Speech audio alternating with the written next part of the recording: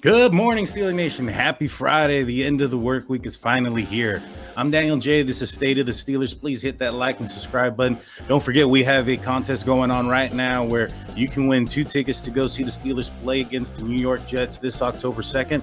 The only thing you have to do to be entered into the contest is just be a subscriber. We encourage you to hit that notification button as we'll be going live on July 4th to announce the winner, and you have to be present on the live. So good luck and hit that subscribe button. Today, what we're going to be talking about is going to be the balance on the offense. Which way we're going to be going, if we're going to be still pass dominant or we're going to leeway a little bit to the run. My name is Daniel J. This is State of the Steelers, and welcome to the Huddle.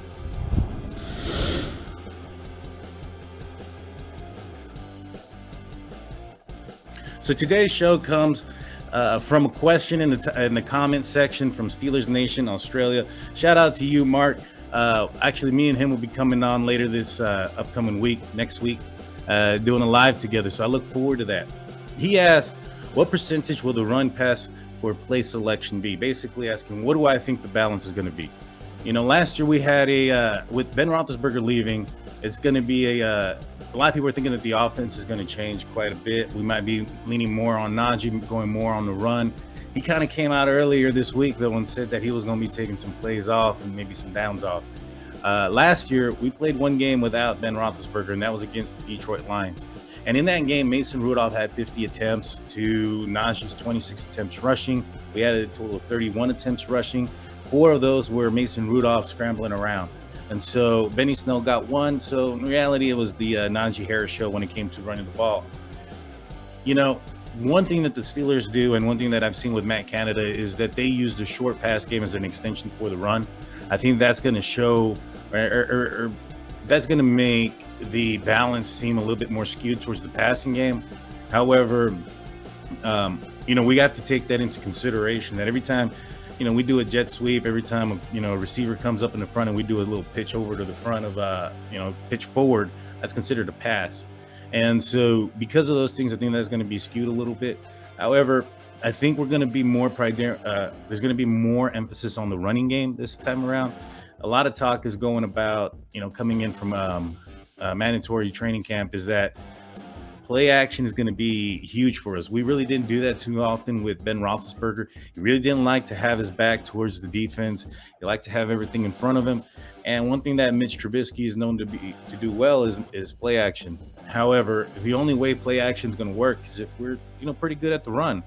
And so, with that being said, I think it's going to go up a little bit, but don't be surprised when you end up seeing that the end outcome is that the passing game, or it appears to be statistically that the passing game was way more, or there was way more plays on the passing side than on the run.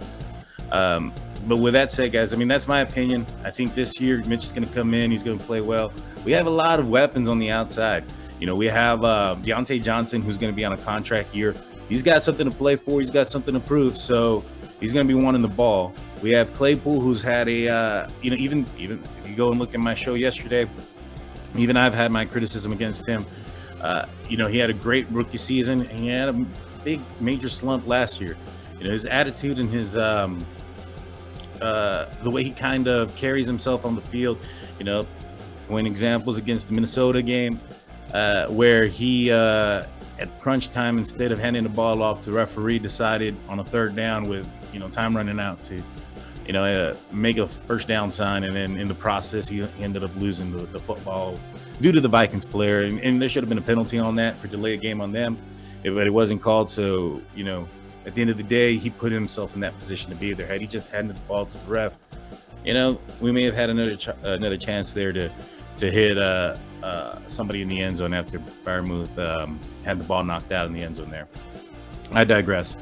There's a lot of weapons there. Pat Freiermuth's another weapon.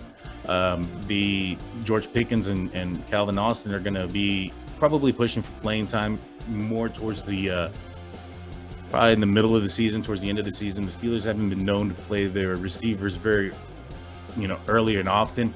And given the fact that we're going to probably have a new quarterback, you're going to want to have 2 receivers out there, especially early on, that are accustomed with the offense and been, have experience with the offense. And so with all that said, I still think that we're going to be primarily and heavily pass on the offense, and don't be surprised if we're seeing something like 35% run, 65% pass. We also have a mobile quarterback, so maybe it's 38% run. We'll see how that goes, guys. I'm Daniel J. This is Stay the Steelers. Please, if you have any questions, leave them in the comment section. If you want to be a part of the contest, hit that like and subscribe button. That being said, peace.